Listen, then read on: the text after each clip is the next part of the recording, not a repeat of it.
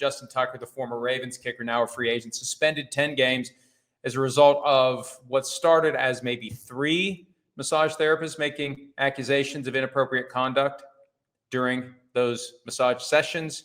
It ended up getting into the double digits. Tucker has staunchly insisted that he's done nothing wrong. Ravens released him. Initially, they tried to say it was football and football only. When John Harbaugh, the head coach, finally talked about it, he made it clear that, the uncertainty that's hovering over Justin Tucker is part of the football reason, because you got to get a kicker ready for week 1. And everybody now knows Justin Tucker's not going to be available week 1 through whatever his 10th game will be. And it's not going to matter, because I don't think he's getting signed until after 10 weeks of the 2025 season, if then. Now, a couple of important things to keep in mind. First of all, this was not the result of any actual in-house adjudication by the NFL. There was no hearing before retired Judge Sue L. Robinson, who handled the Deshaun Watson case 3 years ago and came to the conclusion that he should be suspended, whatever it was 11 games, I think it was.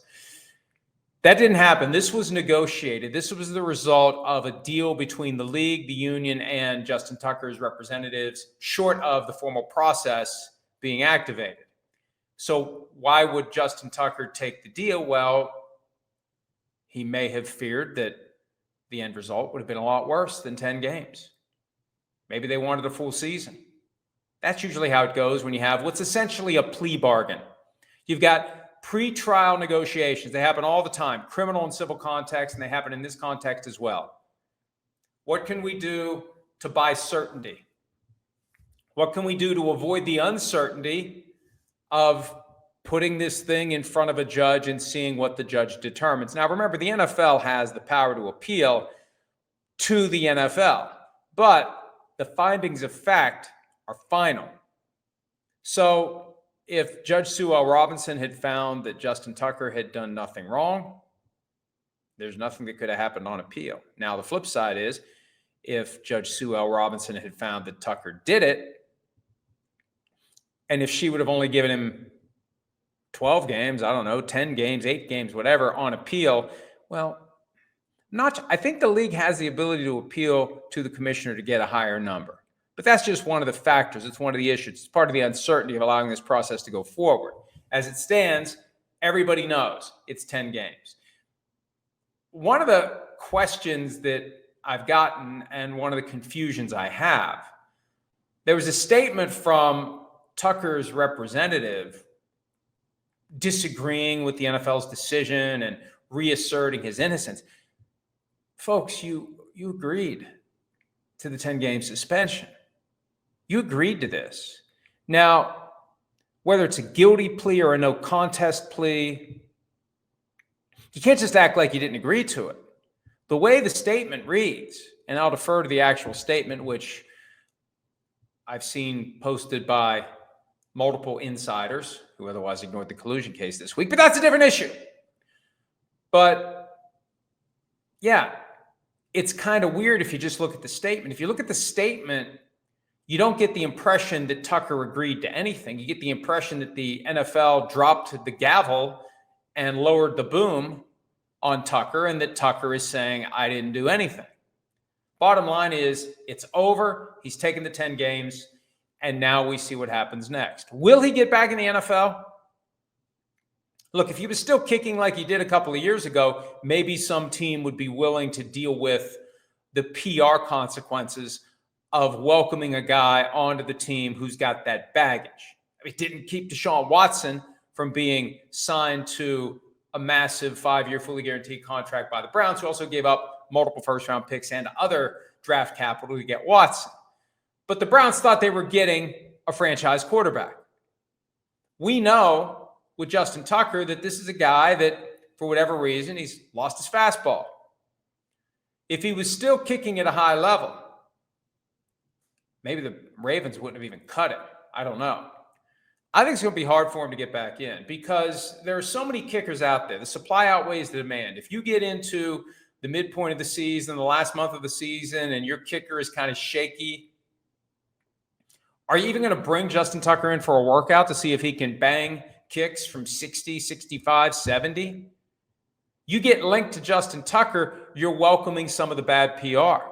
You're better off just signing him than flirting with him, unless it would be like a trial balloon. This is where it gets very convoluted and complicated, and you have different ideas. It's like snowflakes. Everybody's going to have a different opinion as to potentially what the ramifications would be. You bring him in for a workout, you may take some flack. You sign him, you may take some flack. And if you've got other alternatives and those guys don't bring to the table the baggage that Tucker does, why would you go with Tucker? And the NFL isn't in the business of trying to create second chances. They're going to give a guy a second chance if they think he's good enough. That's it. They're not doing it because it's the right thing to do. They're doing it because they think the guy's going to help them win football games. And they find a way to word salad a path through whatever the PR fallout would be. If Tucker was good enough right now, if he was believed to be good enough right now, someone would find a way to do it. And as I said, maybe the Ravens wouldn't have even cut him. So I think it's going to be very difficult for him to come back. Unless there's like nobody out there and these guys are doing face plants when they come in to try out and teams just can't find anyone to kick. Or maybe the Browns do it. Well, I mean, is it really going to hurt the Browns if they bring in Justin Tucker? And I think one of the reasons the Ravens were trying to tread water here and maybe avoid cutting Tucker, I think at some level they fear the possibility of Tucker coming back to haunt them. I mean, you could argue that Tucker was off last year because he knew this thing was percolating. I don't know what he knew about it. But now that it's behind him, once it is behind him and he returns, maybe he's got a new lease on life. Maybe he starts becoming Mr. Automatic from 60, 65 yards and in. I just think it's going to be an uphill climb for him. And it could be that Justin Tucker's time in the NFL has ended. I was on with Joe Rose, WQAM in Miami today, and he asked whether or not Justin Tucker gets into the Hall of Fame. You know, the voters, and I'm not one, I will never be one. They won't ask me to be one. They won't bother to ask because I don't want to do it. I wouldn't bother to ask because they don't want me because I'm a rabble rouser. The voters would say the bylaws prevent considering off-field conduct, but come on. We know that things other than what the guy did on the field can keep him out. If they just don't like a guy, if the guy was mean to them. Chris Carter was passed over a couple times. Terrell Owens. Remember when Gary Myers twisted his brain into a knot to try to justify not letting Terrell Owens in? So I think Justin Tucker's not getting in the Hall of Fame, especially because he's a kicker. It's hard enough for kickers to get in. You add this baggage onto it, and it's disqualifying as a practical matter. And that's why I think there's a good chance we're never going to see him again kicking in the National Football League. Hi, it's Mike Florio. Thanks for watching PFT on YouTube. Hit subscribe for the latest news and analysis from Pro Football Talk.